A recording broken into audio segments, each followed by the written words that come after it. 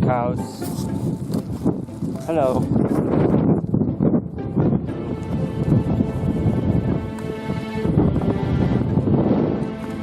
You better follow us now, Bandit.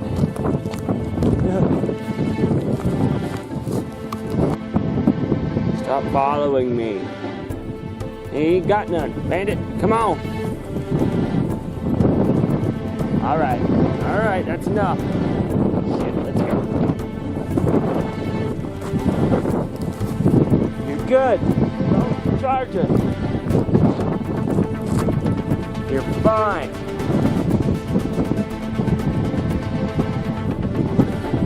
Alright, time to go.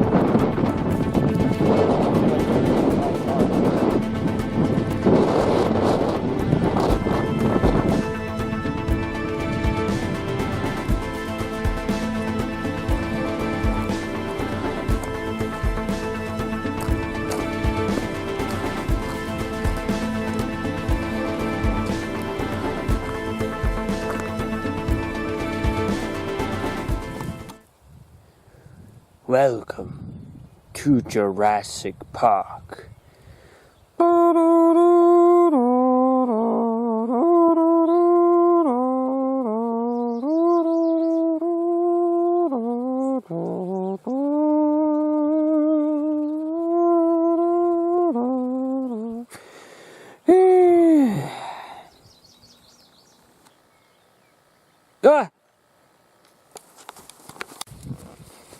And on your left, we'll be passing where we keep the velociraptors in their safety barn.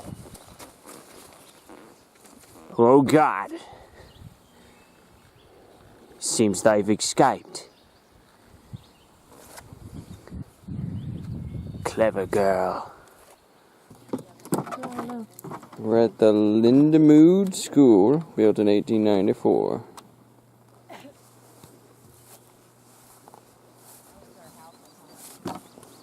Walk inside.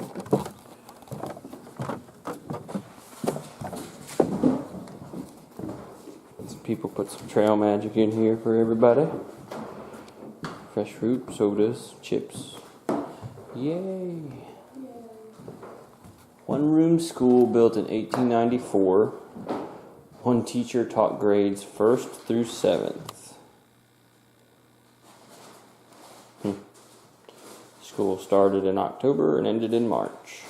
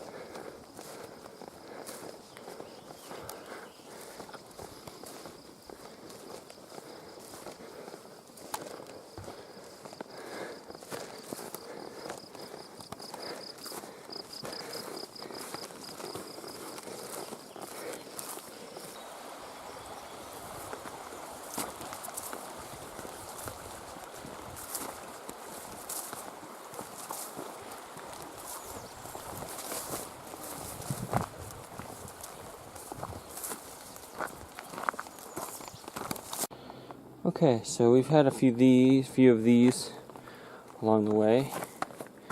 There's this fencing so Bandit can't get under or over. And I have to climb up over this. So I have to help the dog get up over it. And the last couple times we tried it, we've had some possible injuries almost develop. And Bandit turtled once, which means he got stuck on his back. Couldn't get over because his backpack. But we're going to try to get over now. Come on, Bandit. Hey, come here. Come on up.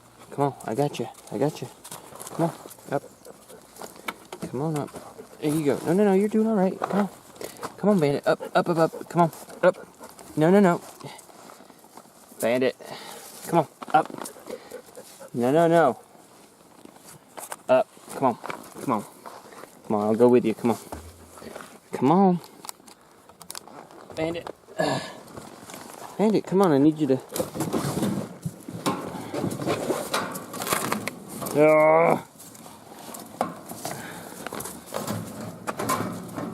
You're stuck now.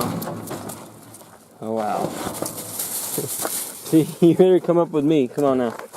Bandit, no. You can't fit that way. Come here. Come on up, Bandit, up. Come on up. No. Alright, Bandit, come here. Come on up. Come on up. Come on. I got you this time. Come on. No. Up, come on, let's go. Come on, take it easy. Take it slow. Come on, Bandit, no, come on, up, get. Bandit, come on, work with me, come on. I'm gonna leave you behind if you can't do this, if you don't listen to me. Whatever. No, don't you struggle, it's gonna be bad for you. Okay, stay.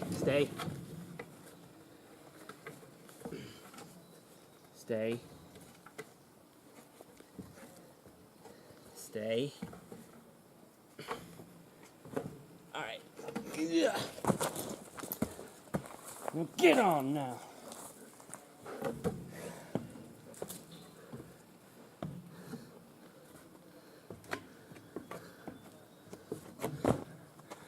At least the last couple times he tried to climb it with me.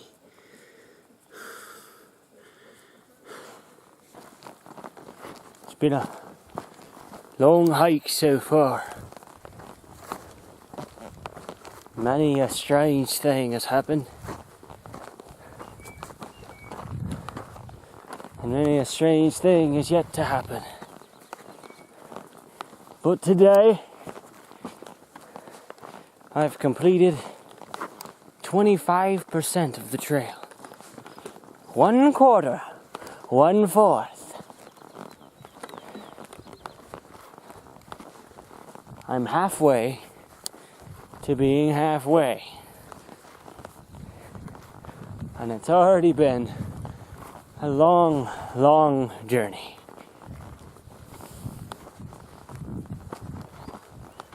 The cold is behind us, at least for a while now. And now we have to contend with the sun and the heat of summer.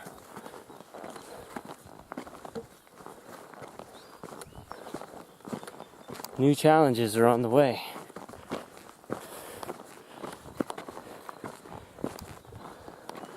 But we're still up for it. And we're ready for whatever's ahead. Morale is up, at least for the dog and I. I cannot say the same for some people who are thinking about dropping out. There are many people who have decided they can't make it to Katahdin in time, so they're going to flip-flop, which means they're going to do the trail out of sequence. They're going to go up to Katahdin, and hike that portion, and then come back and resume where they left off. That way they don't get to the mountain too late, because mid-October they shut down Katahdin, and if you're not there or have been there already, then they close the mountain and you can't complete your thru hike. So a lot of people are considering flip-flopping. Me, I'm just trying to pick up my pace and do more miles more often. Today I'm aiming for 20 miles. Tomorrow, about the same. After doing the math, I have to do 18 miles a day. Every day. If I want to make it to Katahdin by the end of August. Taking 5 months to complete my thru hike. If I have to do 6 and I finish in September, it's not that big of a deal. But I'm setting the goal to finish before my birthday, so I can try to have my 23rd birthday where I was born, in upstate New York. If that doesn't happen, it doesn't happen. If I can't do it in time, then back to plan B and just finish the trail before October. But you have to set goals for yourself. You have to aim big, because if you don't, you'll fall short a lot. The deadline will sneak up on you, or a health condition will impair you, and you don't have enough time to recover. At least with a sense of urgency, you can't go wrong with finishing early or on time. I just hope that I don't push myself or the dog to any physical harm. My goal is to do 20 miles in a day, but I'm doing that by getting up earlier, and if I have to, hiking a little later, not by hiking faster. Not by skipping breaks and getting exhausted and overheated. It's just to get up earlier, stay up later, and resume a good pace and take my time and not overdo it. You have to get your body accustomed to these things, though. It might be a while before I don't hate myself every morning for doing 20 miles a day.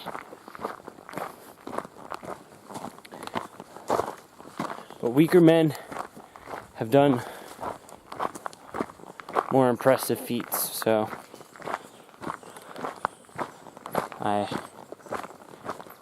I'm ready for a challenge. I'm ready to look at this in a business-like manner, but still try to enjoy it along the way as well. But it's time, almost 2 months in, we've had plenty of time to enjoy the trail and go at our own easy pace.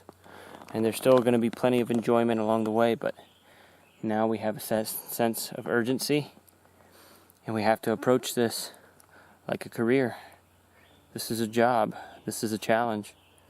And if you want to successfully complete the challenge, you have to take it seriously. And that's what we're going to start doing.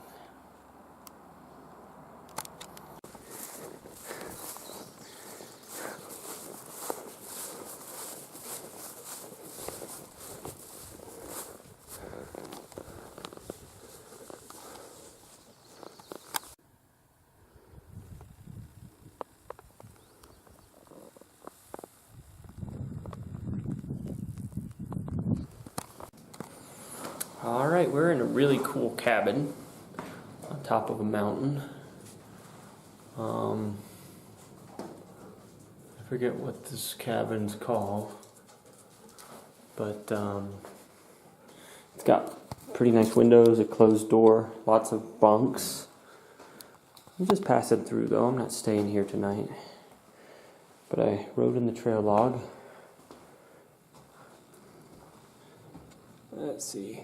There's a sticker of turtles, one with a tambourine and the other with a banjo. It inspires me somehow.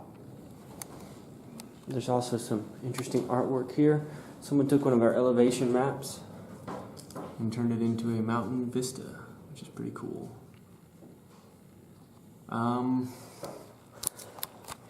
Yesterday I only did about 14 miles, and I'm aiming to make up for that today by doing 30. And it's like 11:30, and I'm going to take a nap up here and then hit the trail again.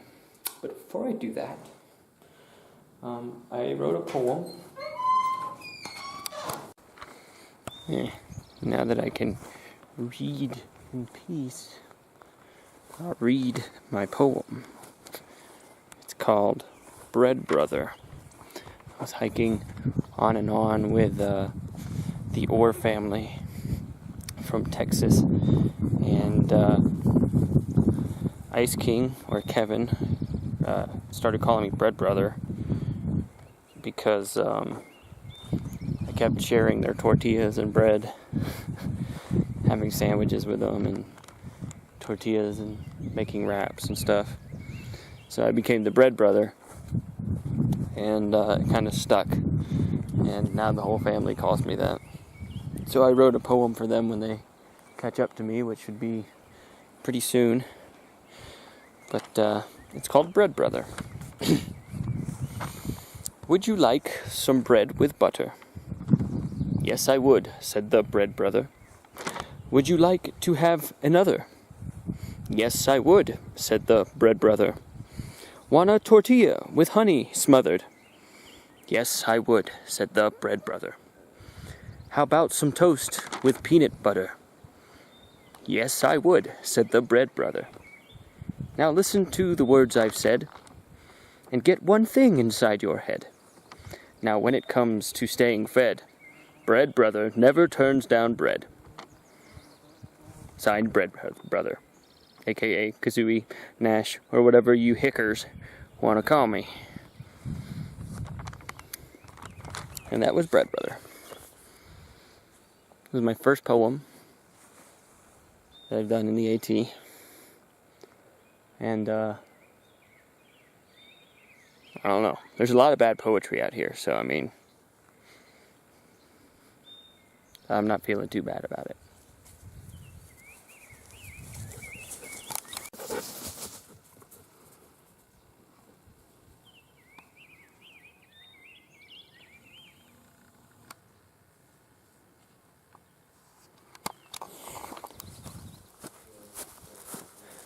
Alright, so there's an overlook. It's kind of like a huge dip in the mountains. It's kind of like a bowl-shaped formation. And before I show it to you, I'm going to just tell you what it is. It's a limestone base. The whole mountain here is limestone. And it was a giant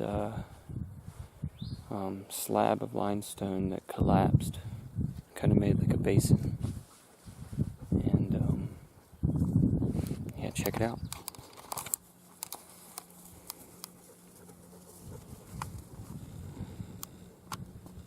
Or don't, just blur out of control, whatever.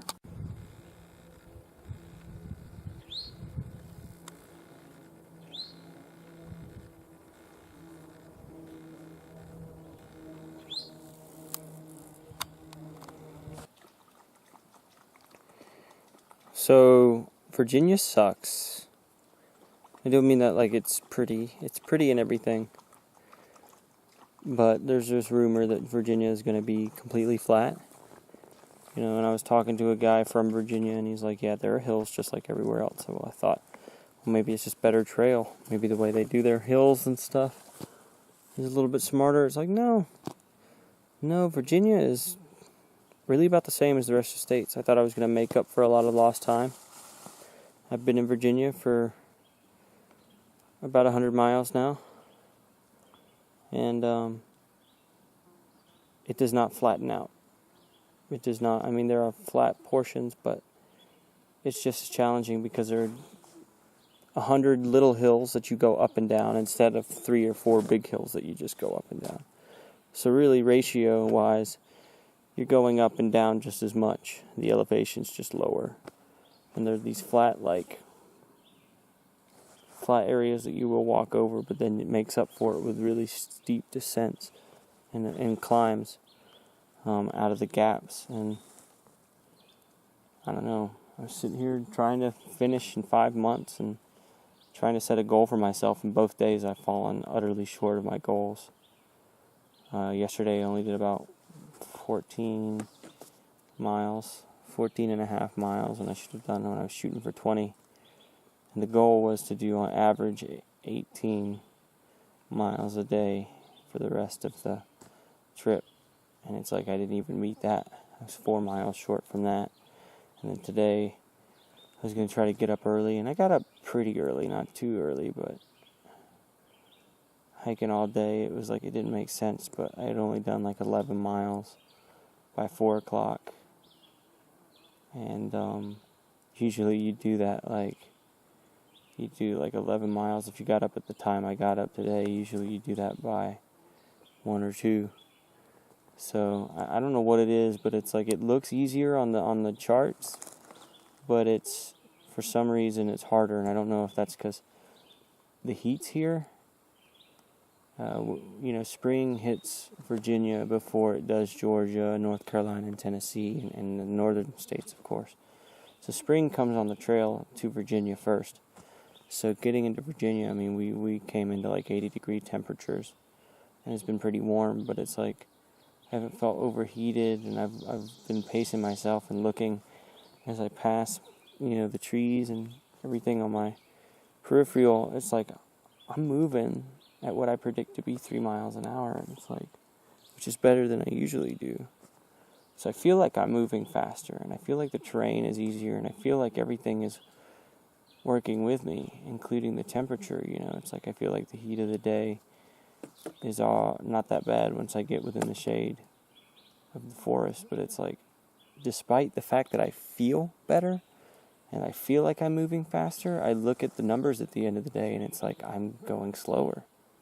And I can't figure it out, and it's kind of confusing me, and I'm wondering if maybe there's some inaccuracy with the guides, where the numbers are off, or something like that. But I don't know, it's really discomforting, because it's like you set yourself real high, and you start off with a lot of ambition to get to where you're going and to make goals for yourself, and it's like just consistent failure. Really, it sucks. I don't want to be out here for 7 months. I don't want to be out here for 6 months. I want to wrap everything up with a nice little bow in 5 months and then get back to my life. And it's like, when you set a goal for that, it almost seems like the trail stretches to keep you from that goal. It almost seems like there's an endlessness to this trail that keeps you from completing it until it wants to be completed. There's a mystical quality to this, and it's bugging me, because I lived previously in a world where everything was pretty stable and makes sense, and your environment doesn't change all that much, and you find a way to work with it. You establish a rhythm. But here, every day, the temperatures change, the precipitation can change, the terrain changes, your body changes, and the weight on your back changes. People around you change.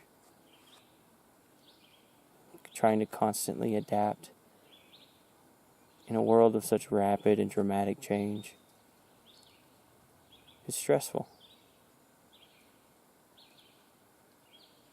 And in a way,